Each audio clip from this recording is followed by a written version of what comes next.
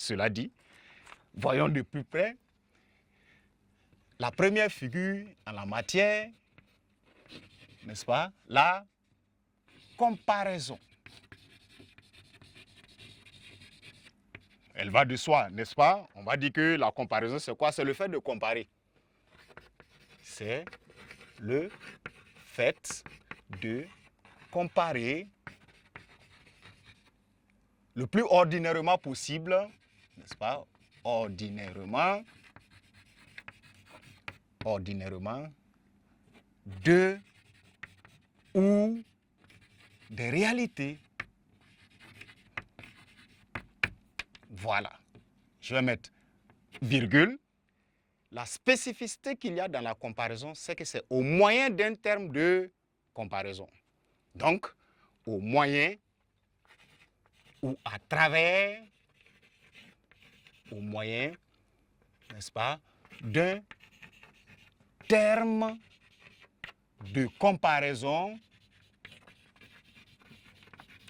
que je mets en parenthèse maintenant.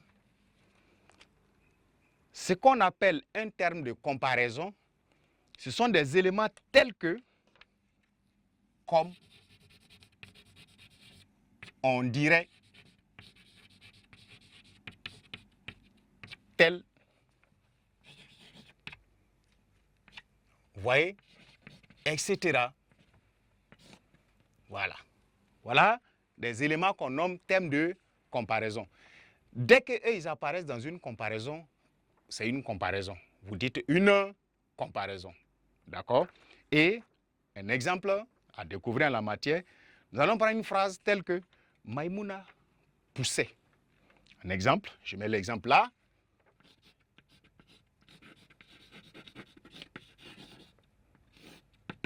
Maïmouna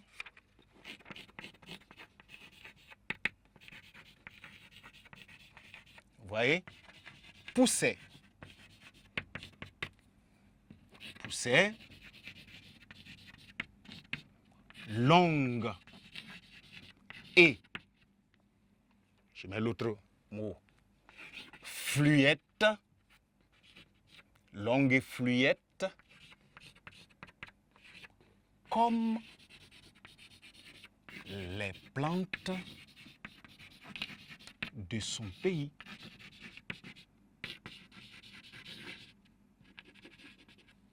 Voilà. Dans un tel exemple, Maïmouna poussait, longue et fluette comme les plantes de son pays. Vous avez là une comparaison normale. Les entités mises en comparaison, je souligne Maïmouna en rouge. Elle est comparée aux plantes de son pays, n'est-ce pas, par l'intermédiaire d'un terme de comparaison que j'encadre ainsi comme. Nous sommes dans une figure de style, la comparaison. Et si vous regardez, c'est parce qu'il y a une sorte de ressemblance qu'on a établie entre Maïmouna et les plantes de son pays.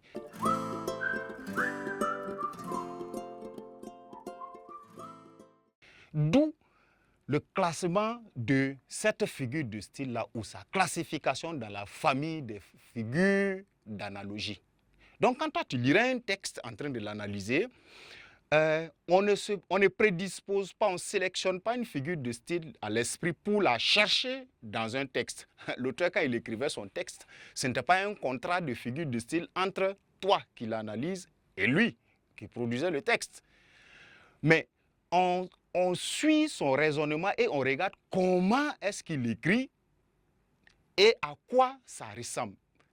Donc, quand vous prenez une expression, vous cherchez à savoir, mais tiens, il fait une sorte d'analogie ici, voilà. Donc, comme vous sentez une analogie, dans l'analogie, c'est laquelle précisément qu'il a ciblé pour exprimer. Ici, vous avez là une comparaison car Maïmouna, entité A, les plantes de son pays, entité B, sont mises en situation d'analogie, de rapprochement à travers un thème de comparaison. Ça pourrait être, on dirait, les plantes de son pays, telles les plantes de son pays, comme les plantes de son pays. Elle n'est pas loin, la comparaison d'une autre figure de style qu'on note en 2, n'est-ce pas, 1.2, la métaphore. Vous voyez? Alors, vous allez vous rendre compte en ce moment que la métaphore, elle va s'opposer à la comparaison. Et qu'est-ce que c'est que la métaphore? C'est une comparaison sans terme de, n'est-ce pas, comparaison. Aussi simple que ça. Donc, on va dire que c'est alors une comparaison. Voilà. C'est une comparaison sans terme de comparaison. Voilà. Je crois que ça va. Sans terme de comparaison. Alors, c'est aussi simple à comprendre.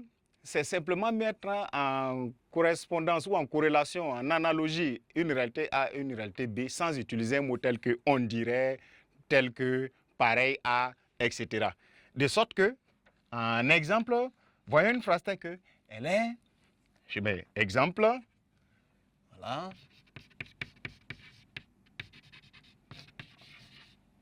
Exemple, elle est une déesse de beauté. Elle est une déesse de beauté. Vous l'aurez compris, il se passe que c'est elle qui est la première réalité. Déesse de beauté, une déesse de beauté est la deuxième réalité, n'est-ce pas? Les deux mises en situation de comparaison sans utiliser on dirait comme, tel que, etc. On dirait en ce moment, elle est belle comme une déesse de beauté. En ce moment, on serait dans la comparaison.